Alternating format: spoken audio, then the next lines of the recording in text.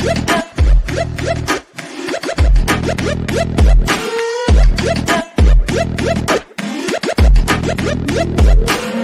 subscribe to get daily Manchester United content from passionate Reds, only on All For United.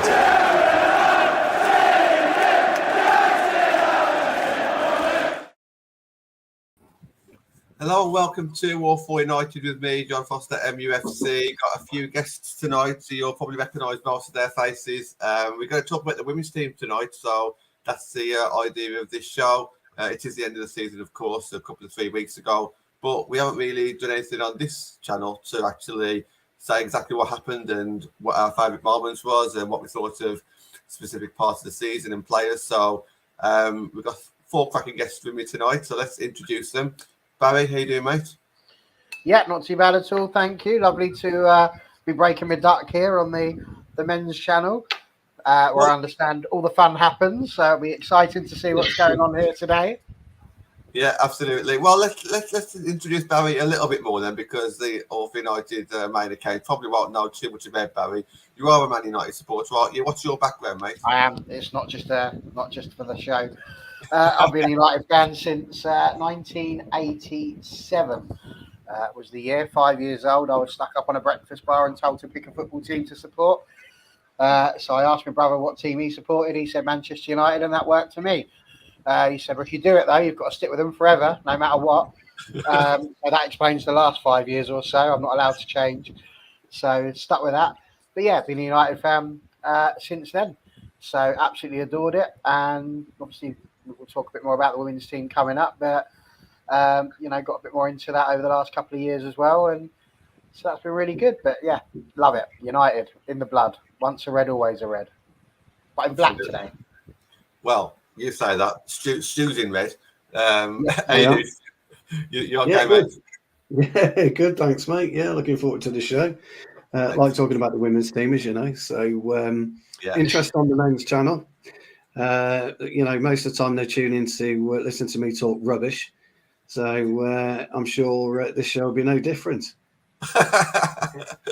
Brilliant. Andrew, good to see you again, mate. How you doing? Yeah, all good. Thanks for having me on. Looking forward to the show. Yeah, absolutely. And I'm really looking forward to this one. And Andrew, you've followed the women's team, obviously. You've followed the men's team, but you also stick with me at Stourbridge as well, our local team. So I feel like I see more of Andrew than I do anybody else at the moment. So, yeah, all good. And John, thank you for joining us, mate. You okay? Very well, thank you. Looking forward to the show on the women's team on the men's channel. So looking forward to it. Are you wearing the England shirt for the obvious reason?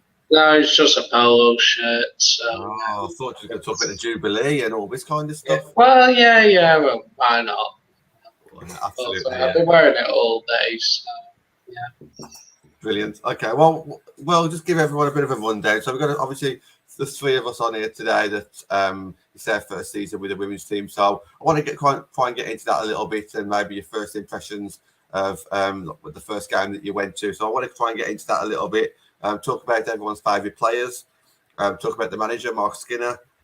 Give our plays of the season. I know that we've done that on the women's channel, but kind of just gives us an opportunity to shout out a few players that the people in the comments may have heard of, may not have heard of. And talk a little bit about our expectations for next season as well, how we can progress there, and obviously give our favourite moments on and off the pitch, and of course any other conversations that come up along the way. So we'll start off with Barry because he's right next to me on here. This isn't your first season following the women's team. Obviously, you'd have had information, in previous seasons as well. But first of all, just what were your thoughts on this season first? Yeah, I mean, it was really good. I mean, obviously, the very first season winning the championship was unbelievable. Did all of that watching on the telly, as you would expect from someone with an accent very much like mine. That was all very much on the telly. The next season also very much on the telly. This season was my first season going to watch them live. And best decision I ever made, really. It's just an absolutely superb atmosphere. The people are really, really nice. The players are really lovely. The management and the staff. It really does. It's cliche to say, but it does feel a lot like a family. There's bickering. there's friendship, there's all sorts of things that you might want to have. And I just think that it's wonderful. So it's been brilliant. The standard of football as well is I think the key thing. You know, it's the one thing that I think when people start talking about women's football, they start talking about the standard as if, you know, it's not an enjoyable level. And I just think that's absolute rubbish, to be honest with you. I think the standard of football that you see is fantastic, and I would challenge anybody to have gone to that last game against Chelsea, not be caught up in the moment and think that the standard in that game was anything other than world class, really. So, you know, we've seen some fantastic things, and I think, you know, early shout out for anyone who's watching. If you get an opportunity, get yourself to Lee Sports Village, because I think you'll be surprised. Yeah. Well, the game at Old Trafford, we saw, you know, Callum, for example. Callum's never been to Man United women before, I don't think. And obviously, he stood next to us at Old Trafford. So, obviously, being at Old Trafford was a good opportunity to get new people across. And but yeah, Lee Sports Village is only like a 20-minute drive away from Manchester. So, yeah, absolutely. Come down, drop us a few messages. If you don't know me, you probably know Stu, Andrew, or John. So, yeah, just drop us a message and come down with us next season, even if it's just for one game. That's pretty much how everybody here got involved by somebody else. So that's the way it works. Absolutely, yeah. Stu, it was your first season. I remember meeting you for the first time up there as well. Talk to us a little bit about your first impressions of the season, and then obviously throughout the show we could talk a little bit more about the actual games itself. It's a strange one for me because obviously I'm a long-standing season ticket holder at Old Trafford. You know, 29th year this year, and you know, for me to almost migrate to women's football is a bit strange because you know, I've been brought up in the game, played the game, still play the game, and I didn't know quite what to expect really, standard-wise. The referees, the kind of assistant referees, etc. I didn't quite know what to expect.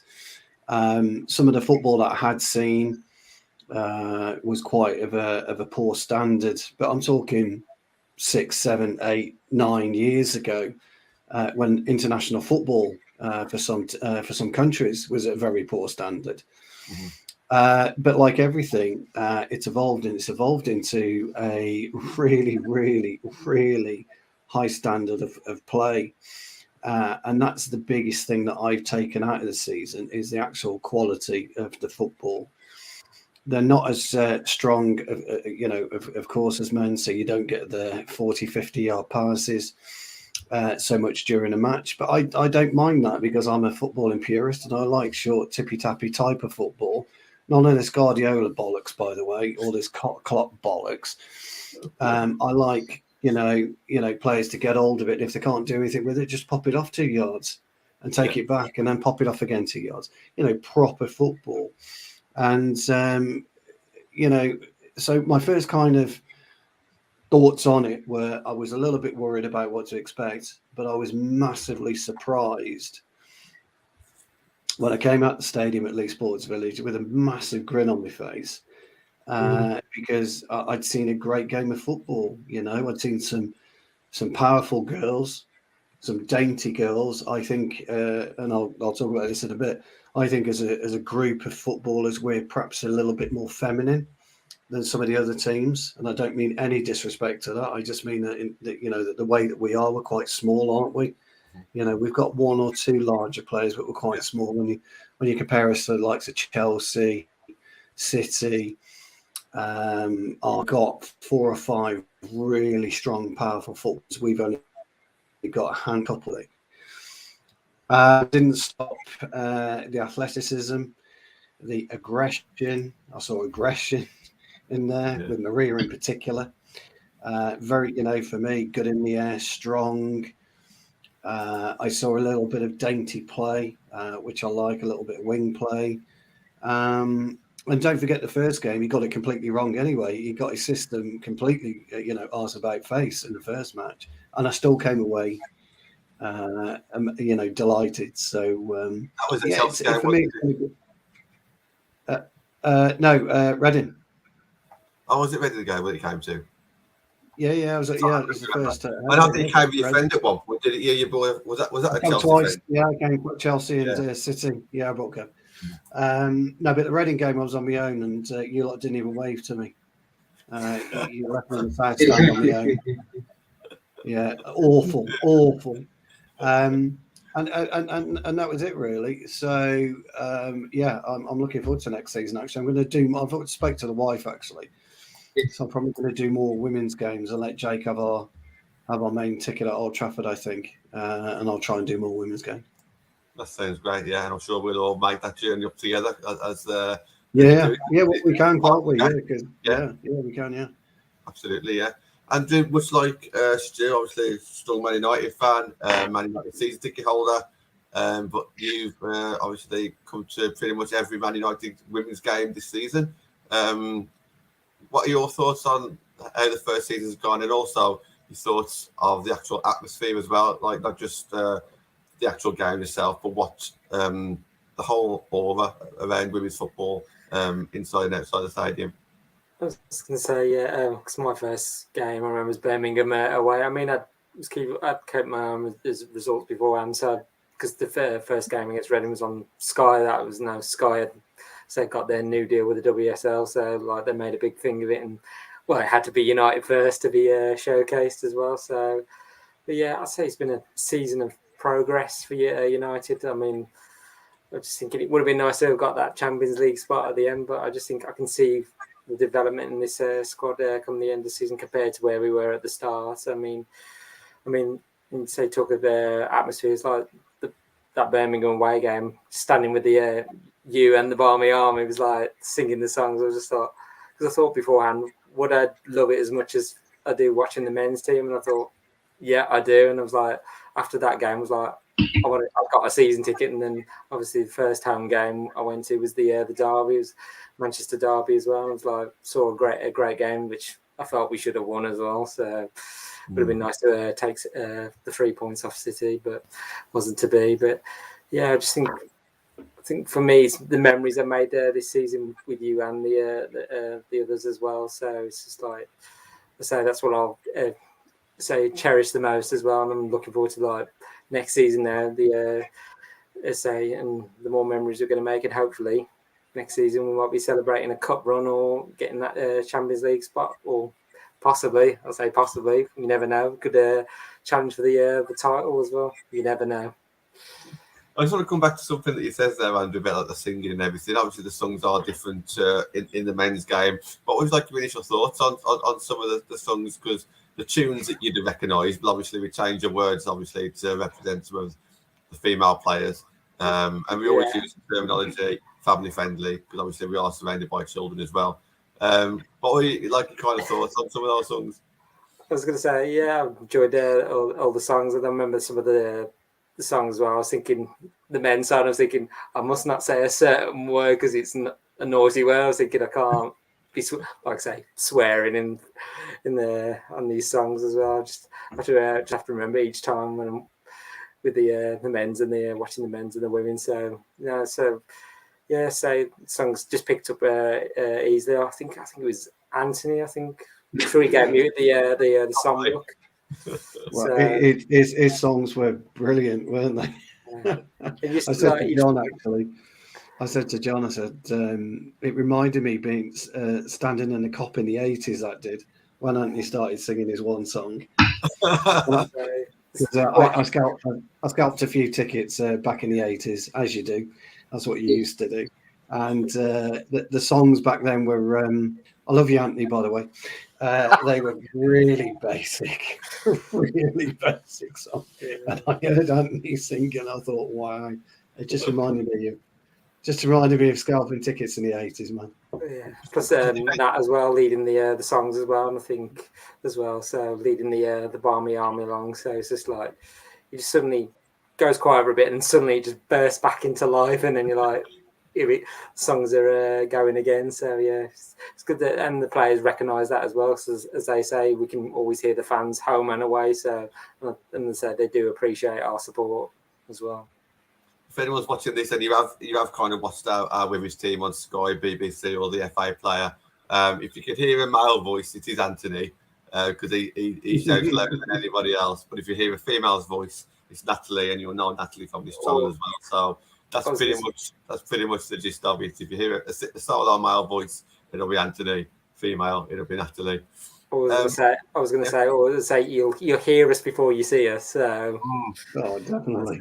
Yeah, definitely. Unless they leave you on your own, Andrew. You'll be with all of us next season. Yeah.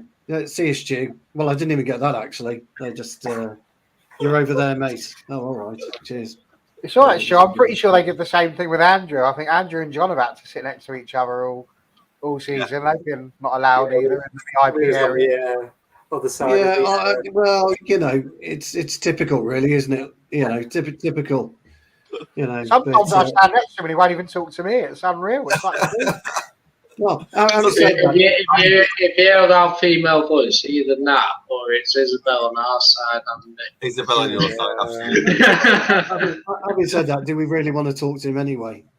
We need to explain this. We need to explain this. So this is a good subject. Yeah, you should explain that, John. Yeah, you should explain it. It's something that the Barmy Army, the Man United Women's Supporters Club, are looking into. But as fans, we're trying to grow the game, and we can bring a friend with us. Of course, I can talk to anyone here and say, "Come and down to a game with us." However, if you're a season ticket holder, you can't stand in our block. You have to go where Stuart is on that south stand, or where John, Andrew, and Barry are on that west and north. So it's definitely something that needs to be addressed, because we're very fortunate, having a good social media presence, whether it be on YouTube and Twitter. We can get in touch with a lot of Man United fans who are umming and ahhing about it, convince them to come. But when they're sitting by themselves or standing by themselves, it is a bit off-putting, isn't it? I think, it's definitely worth mentioning.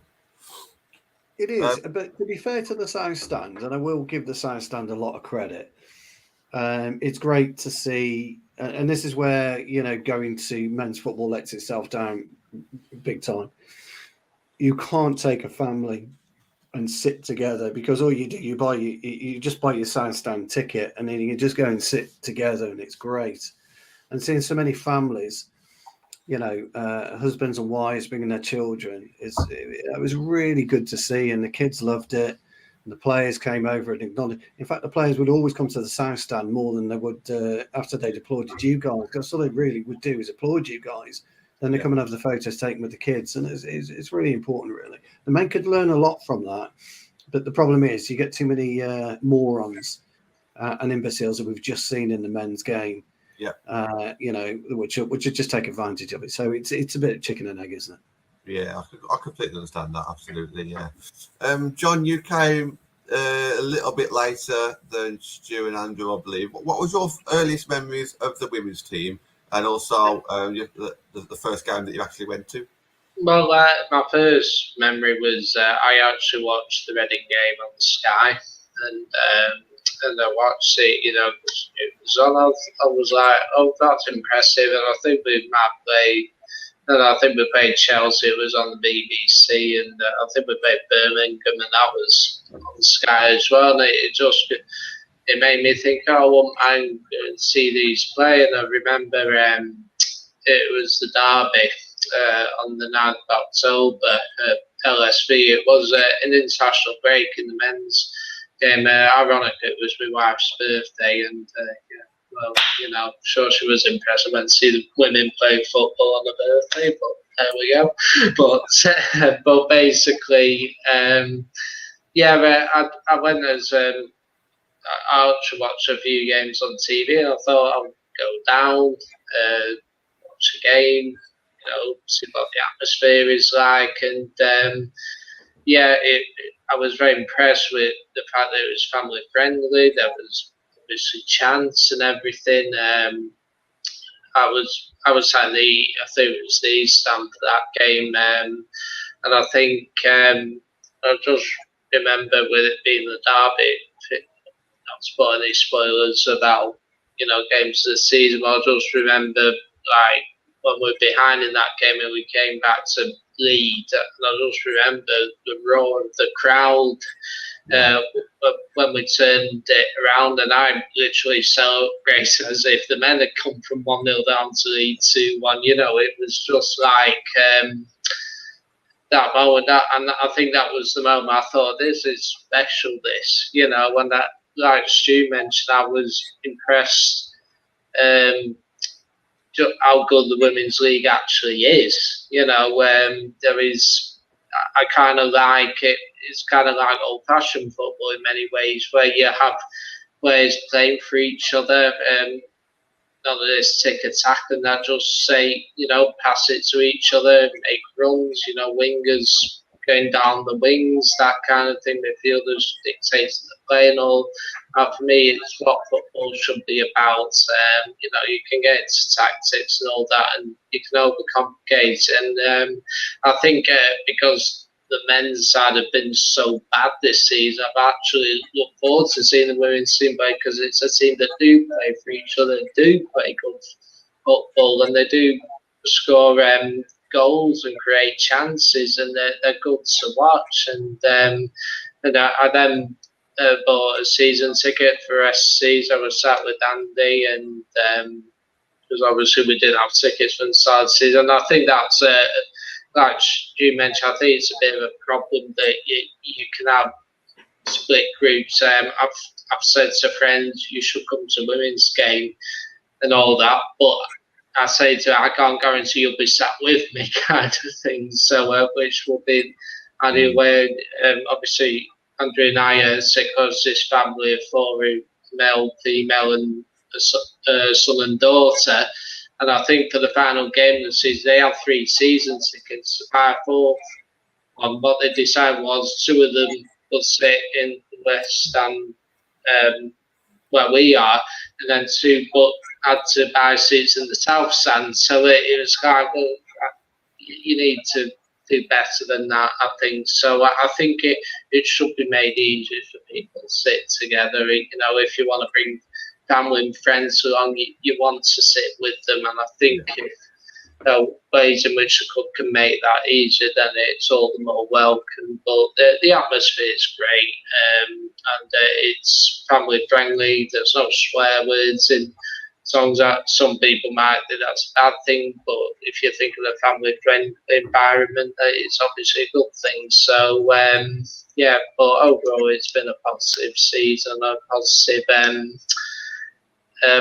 positive impact on me in terms of that women's game and that, and it keeps going from strength to strength as well. When you said that when we scored in that derby game and you felt yourself shout and cheer as if it was a men's game, it's absolutely right. This is what I've been saying for like 4 years. You know, you're so stuck in like it's Man United versus someone. It doesn't matter what gender they are or anything like that. It's Man United versus someone, so you're automatically going to cheer for Man United, and that's what I look at. And so when people have said to me in the past about like the quality of football, it's completely irrelevant, because I think that the other factor is it was complete instinct. It was like, I'm gonna do it. It's just like a sudden reaction to it, and that's a positive thing. It means you're caught up in the atmosphere of it, and you know, there is tension, of course, when it's a derby and everything. Like, you celebrate it, you know, like you've won the game in the last minute. You know, that's getting to you, and I think that's one positive thing about getting into the women's game this season. Yeah. And John, I was just going to say to that, you know, it's the words I've used quite a lot on the women's channel, is that people get emotionally invested. You know, we're talking here about, I mean, John, you're a season ticket holder as well, aren't you, Johnny K? Yeah. Yeah. So we're talking about 3 season ticket holders here to Manchester United. To me, that's a holy grail, to be able to get a season ticket at Manchester United and see them, maybe not so much this season, but generally. And you've got all 3 of them saying not only do they want to come and watch the women's team, we've got one who's basically saying he's going to effectively give his season ticket for most games to his son, so he can come and watch the girls play. So if that doesn't tell you enough about the quality of the football that's going on, you know, that's unreal. And I just wanted to add as well about the songs. You know, we keep talking about this family-friendly atmosphere. It doesn't detract from it. You know, it just means you're not saying any swear words. Like, we still sing the same songs. You know, we're still giving it the old UNITED, United are the team for me. We still tell City where to go. We just use, you know, slightly less, you know, dodgy language maybe for a child of the year. And I can distinctly remember my first men's game was against Southampton. Nicky Banger scored, and we were thinking, oh God, we've come all the way down here and it's going to be terrible. And then Ryan Giggs scored 2 in a minute, and I can distinctly remember us calling the referee all manner of things. And when I got involved, my mum gave me a clip round the ear and said, "That's not for you, Barry. You can't be doing that." So, you know, it doesn't kill you, but it doesn't hurt either to just keep it there. It doesn't change the atmosphere and the feeling that you have in the game. So don't be put off thinking, you know, you're not allowed to swear, because you still get the same emotions out. 100%, yeah. Let's talk a little bit about the players then. So there'll be people watching this who may know maybe who our captain is, Katie Zellum, because she's our captain. Got loads of followers on Twitter as well. So you might have heard of our captain. You might have heard about Ella Toon as well, coming through the academy, and now a Lioness. But you might not know too many more players, unless if you actually watched a few games or follow players on Twitter. So, Bambi, I'll just start off with yourself. First of all, who's the best player? Not who's player of the season, but who's one of your favourite players? And kind of tell us a little bit about her. I'll put you on the spot here, haven't I? It's all right, because I prepared for what you were going to do here, so it's all good. Okay. Because we've only just come off the back, just a few days removed from the All For United WFC Players of the Season, where all of the people that take part in All For United WFC got 2 votes each. So John Foster had 2 votes. I think Stu had 2 votes. We'll talk about that later, Stu. Andrew had 2. John had 2 as well. So we've all had a go. I had 2. I picked Rousseau and Toon. But I can confirm, I'll tell you now, the top 6, I can't remember who the other 2 were. Actually, 8th, I believe, was Maria Thoristottir, a superb Scandinavian defender who you will be able to see in the Women's European Championships. I believe she received 1 vote. That was me. You? I think that was you. Yeah. That was my vote, yeah. That was my She's vote. already mentioned her. Smitten. So he is. What's the discount in my vote? I'm joking. I'm joking. I genuinely can't. I think Hayley Ladd came number 7. So she is a Welsh midfielder. She's been superb, stood in at the back for Millie Turner and Aoife Mannion, who both got injured. So she did really well. Don't know who voted for her. I can't help you with that one. In 6th place, Leah Galton, superb. She doesn't want to play for England, even though she is English. She's not a fan of doing that, but she's superb. She scored lots of goals for us this season. Generally plays as part of a front 3, but she's down on the left-hand side, so she's superb. Think of her like Ryan Giggs, only, you know, less international. Then in 5, I feel like one of those people doing Top of the Pops. It's fabulous. And Katie Zellum. Yeah, it's good. So Katie Zellum, she was there. Can do it like bullseye, Barry. Yeah, and 5.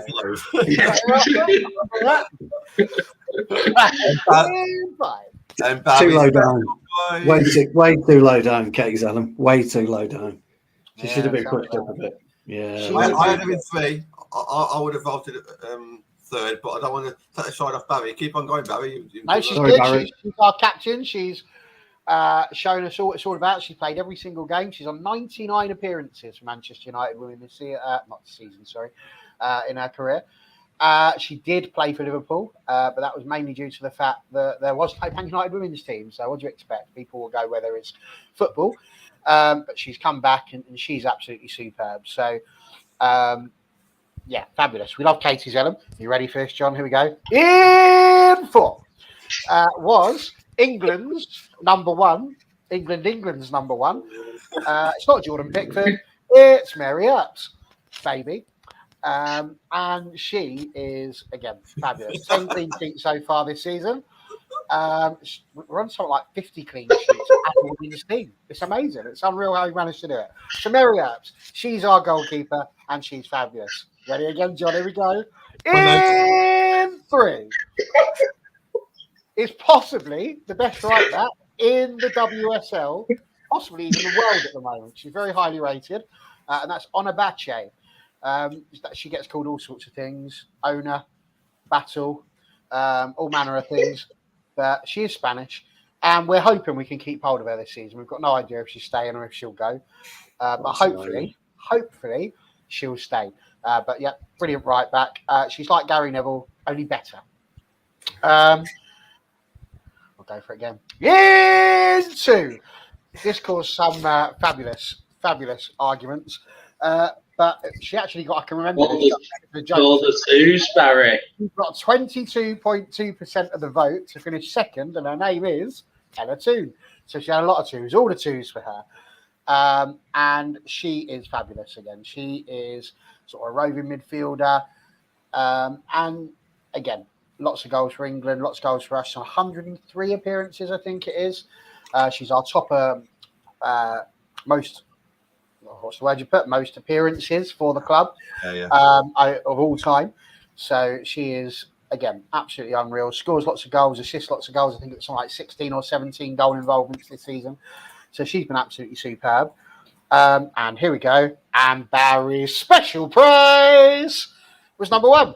And that was Alessia Rousseau. And again, absolutely superb. Only 9 goals in the WSL this season. But that's a lot more than she has done before. She's really had a bit of a breakout year this year. She's been involved in setting up a lot of goals.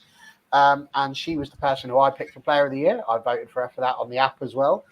You can do, by the way. So if you do happen to know anything about the women's team, do get on the old Man United app and click to win on that one. But I suppose all I will sign off by saying there is that I picked Rousseau. I got the top 3 spot on from the beginning, so I was quite pleased about that. But my favourite player, to answer your initial question, John, was from the moment I stepped foot into the place was Ella Toon. And I would generally stick with her if it wasn't for the fact that I love Vilda Bo-Risa's song so much. That really does just make me like her a little bit more. She's got such a nice little face as well, where she sort of sits there when she hears it. It's like, oh, they're singing my song. So I do. I've got a bit of a soft spot for Vilda Bo-Risa as well. So there we go. I'll shut up now. I hope you enjoyed that. And like I say, stay out of the black and into the red. There's nothing in this game for 2 in a bed. And look what you could have won. By the way, why was it always a speedboat? That's no good in like Birmingham, is it? Oh, God, no. Or a caravan would have been better. Is that program still on these days? Obviously, with a different presenter, or I don't know. Only on Challenge. So it's got in it somewhere. Yeah. Oh, I thought that's to just repeat. Yeah, could be. You talk about Bo-Risa's song. I remember the first time that I saw Bo-Risa close up, and she was running towards us, and we was actually singing a song to her. It was in the warm up, so obviously she could pay a bit of attention to us, and her face just lit up when we were singing her song, and that's when you kind of realise how appreciative they are, because we made a song for her who's come from Norway over to England, which it's a big move for anyone. They're not on millions of pounds worth of money here. She chose to come over to play for us, and to hear a club sing her name, which doesn't happen in women's football very often, by the way. Man United are the ones that started to make this quantity of songs up. Not many other clubs have got any songs that they've all copied us. So she's probably not used to hearing anyone singing a name. So to have 50 people or so sing a name right in front of her, she just smiled, and it's a fun song as well. I do agree, Barry. I do agree. And we've got a song for every player as well. So yeah, brilliant. Love that. You didn't choose Cassidy Hanson, Barry. I will just throw that one into you. That was obviously a it's hard to pick a player that doesn't play. She hasn't had as many opportunities as the others, so that was the problem. But of course, yes, Cassidy Hanson is. I've got a lot of time for Cassidy Hanson. She's superb down the right-hand side. She's the same as Galton, but she plays the other side generally. Absolutely brilliant. I do love her, and I think she would be a superb player to have in the team. But Martha Thomas, there's another one that was Scottish centre forward for you. She's kept her out of the team. She just worked so hard, and there was just a superb bit of skill against Everton at Old Trafford, I think it was. Just did like a little Cruyff turn through the legs of the defender, race around it.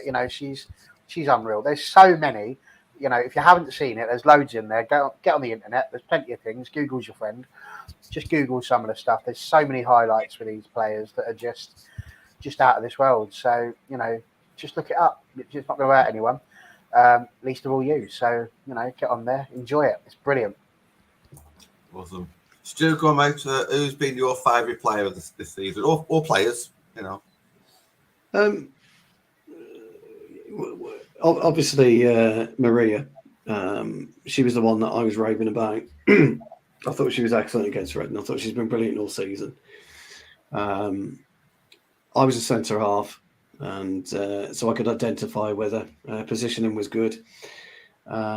She was caught. She does get caught ball watching now and again, but that's really down to midfielders sleeping and sometimes a fullback sleeping.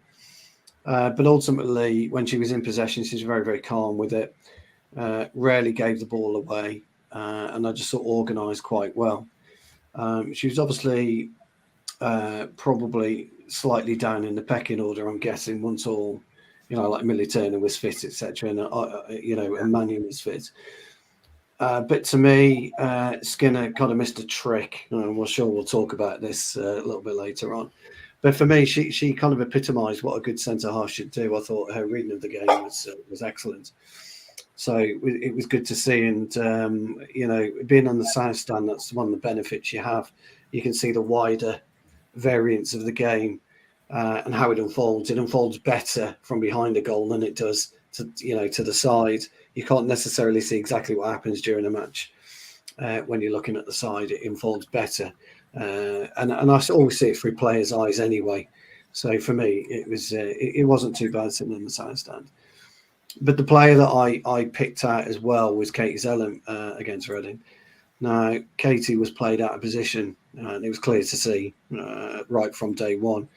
And it was hampering her performances. But once she was pushed into a natural 8, she started to control the play much, much better. And our winning streak of 7 or 8 games was fundamental of Katie starting a position as an 8 and having Hayley Ladd back in.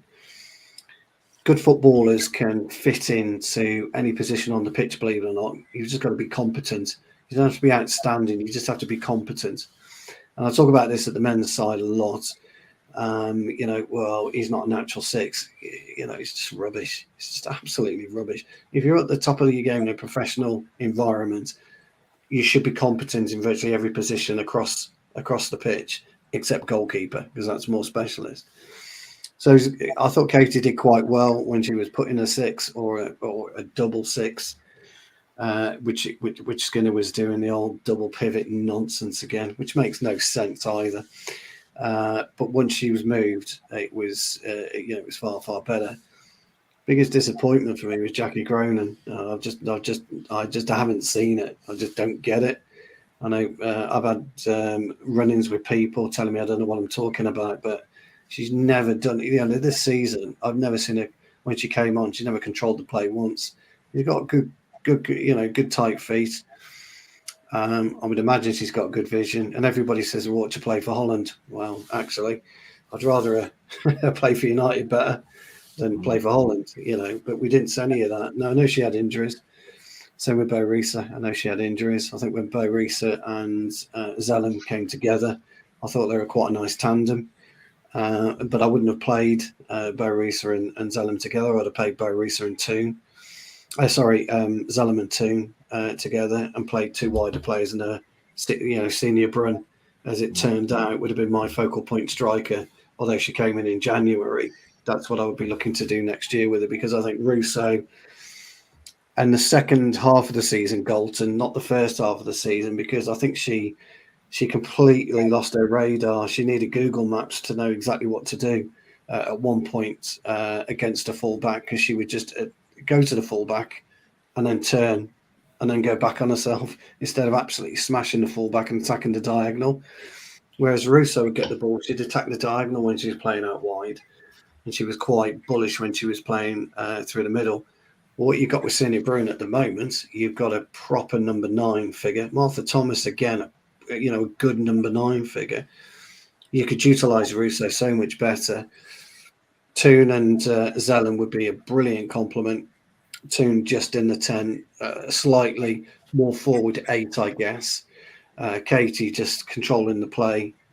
CDM, Hayley Ladd behind her, and your flat back 4. It gives us a much more fluid way of playing. And Skinner got that wrong, didn't he? Unfortunately, and I don't know why. I'm guessing it was injuries. And our squad was very small, wasn't it?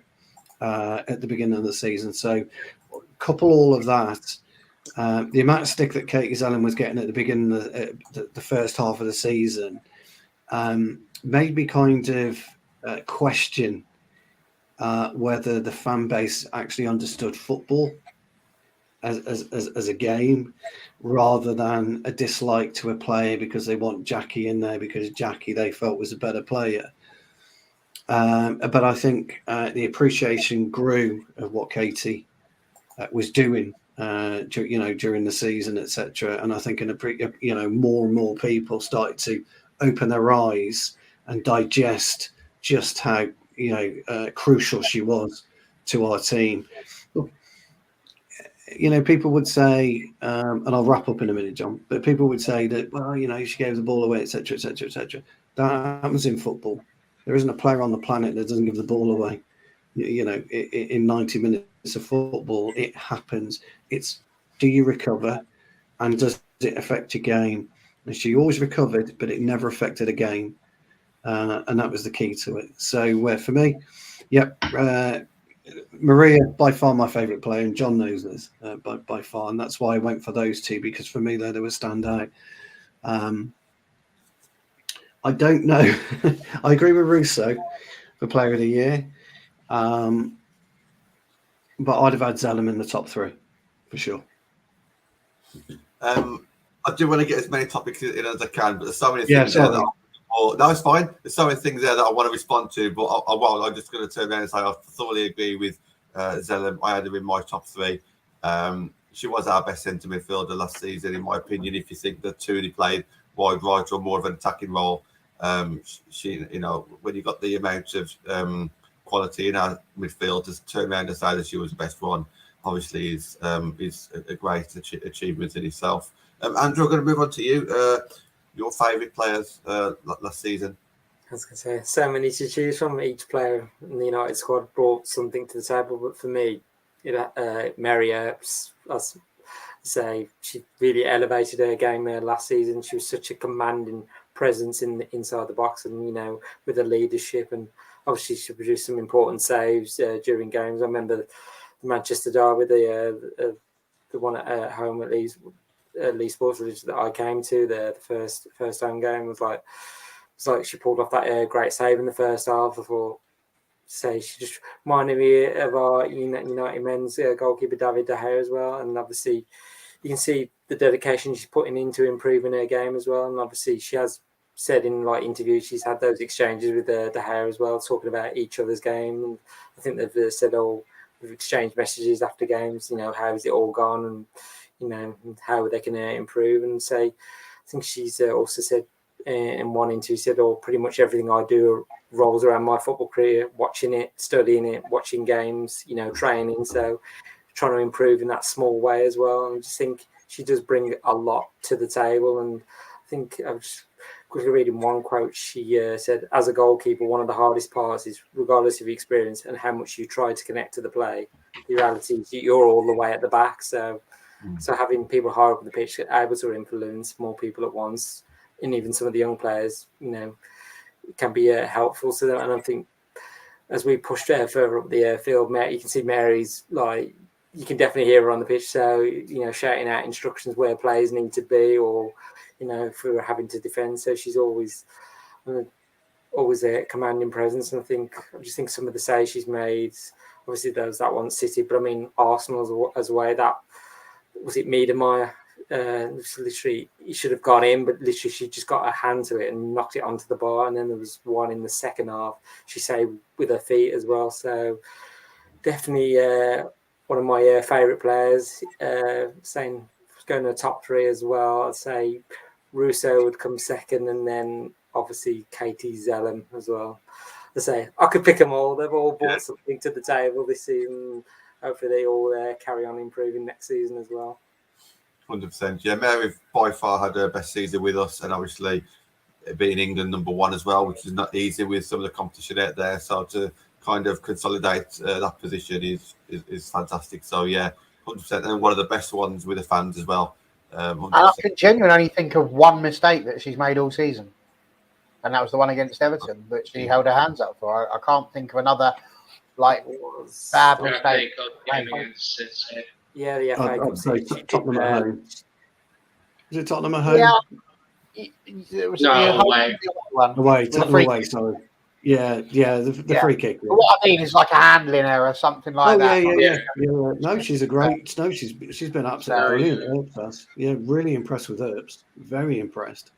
Go on, John. I don't like his TikToks that much, but my favorite. I'll go over quick. Yeah, my favorite player is the player of the year, Alessia Rousseau. Obviously, she's had a superb season, a breakthrough season. I think the great thing about her was that she played up front at times, she played on the right sometimes.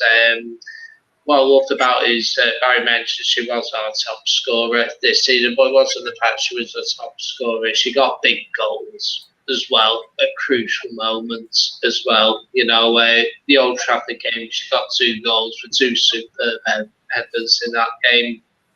We beat Arsenal in the Conti Cup Plus finals where she scored, to mention about Selim. Selim is perhaps the best, has the best delivery from set pieces in the WSL, in my view. You know, we've scored so many goals from corners this season and free kicks and that, and a lot of them have ended up on Rousseau's head.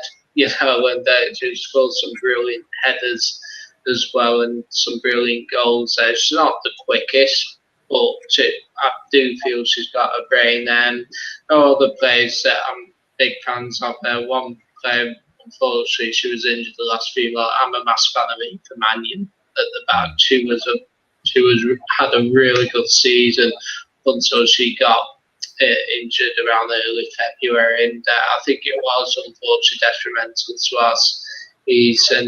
But you know, the top 5, you could have easily had about 7 or 8 players in the top 5. The competition was great because so many players had seasons. You know, Hannah Bundell had a good season, a good opening season at left back as well. And I think we'll go from strength to strength. But yeah, for me, Alessia Rousseau deservedly got the player of the season.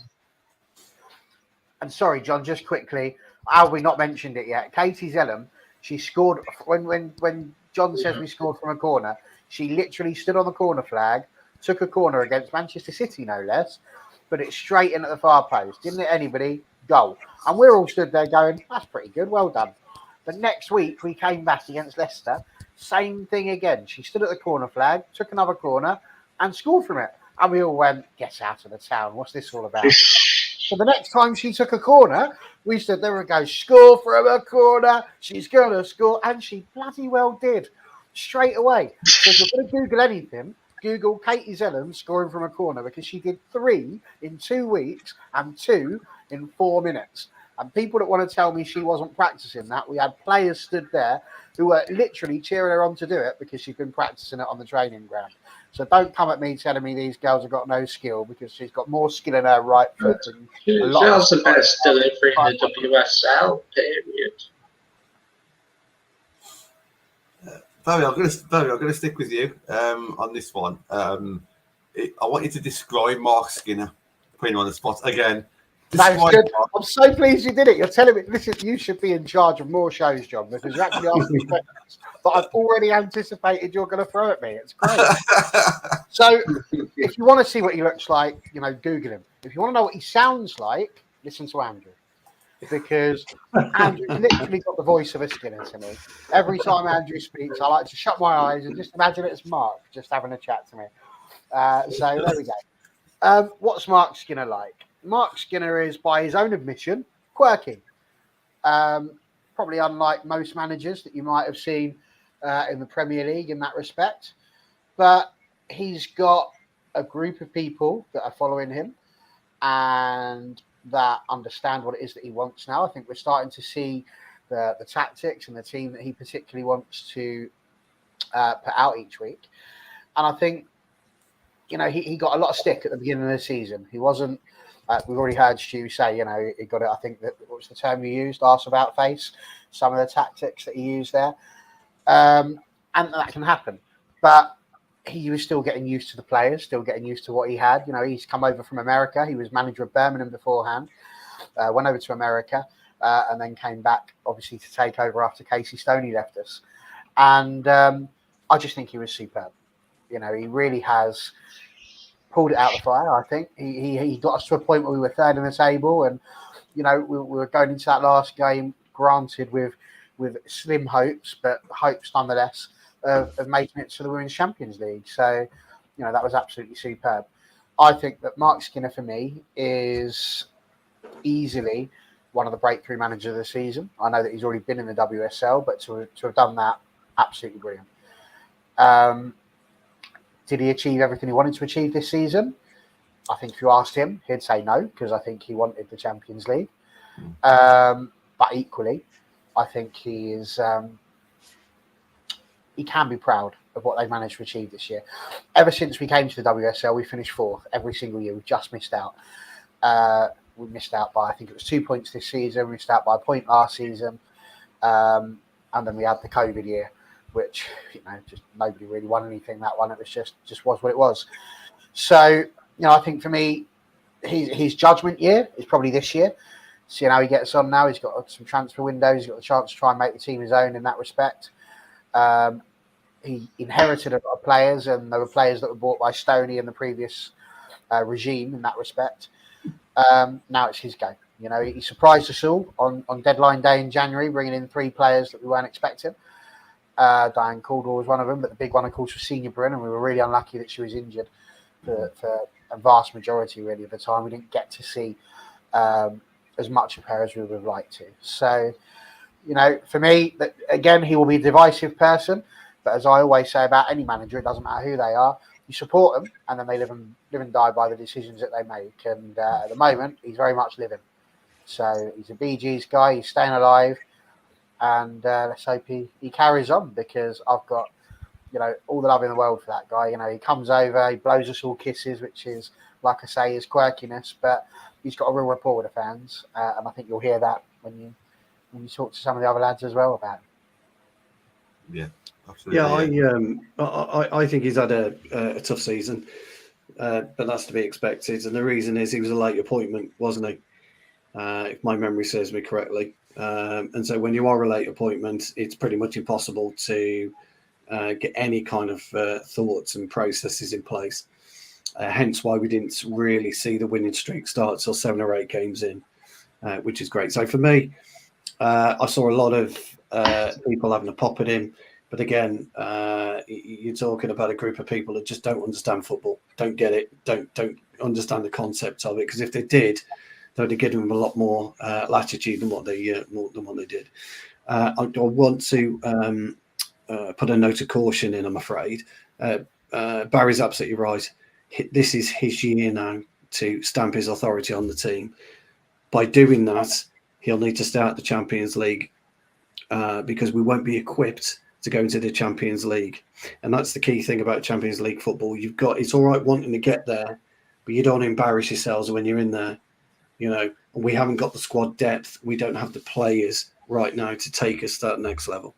So if I was Mark Skinner, and my expectations to the ball, by the way, I'm going to get slaughtered by this. I know all this, but you hear me out. If I was Skinner, I'll be going to the ball. I'll be going to Murtaugh. Look, the best we'll do is 4th again. That's the right move for us. Let's start bringing in Champions League players this season. A couple in June, a couple in January, and then the following season, let's have a real push at it. But let's have a push for the title.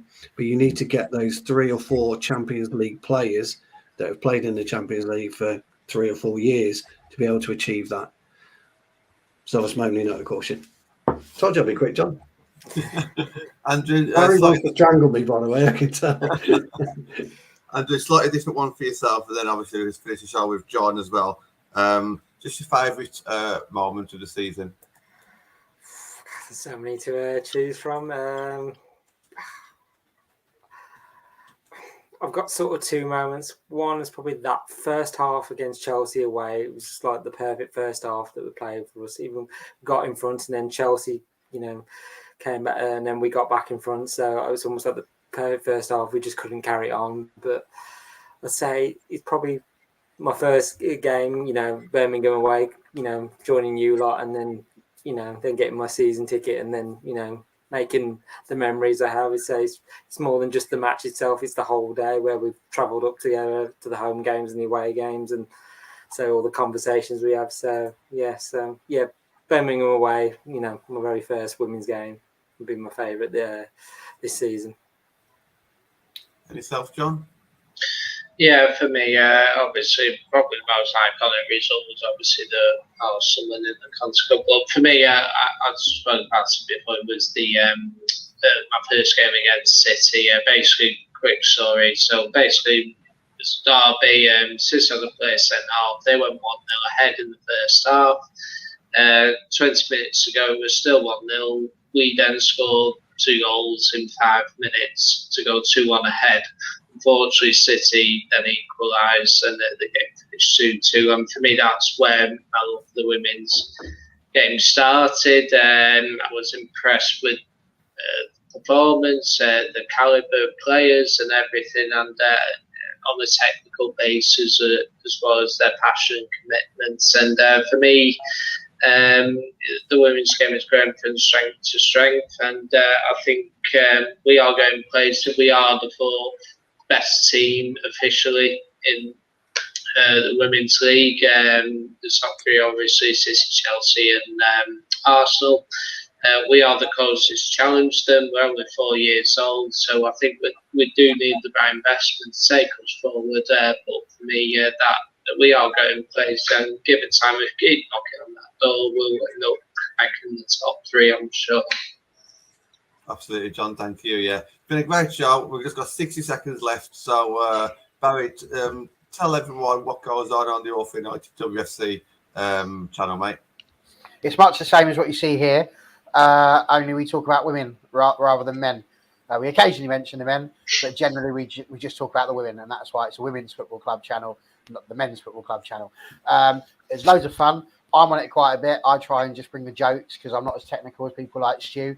John's on it, and we all just sort of take the mickey out of each other as well. That's great. We've got Connor. I know you've seen Connor on here before. He does quite a lot.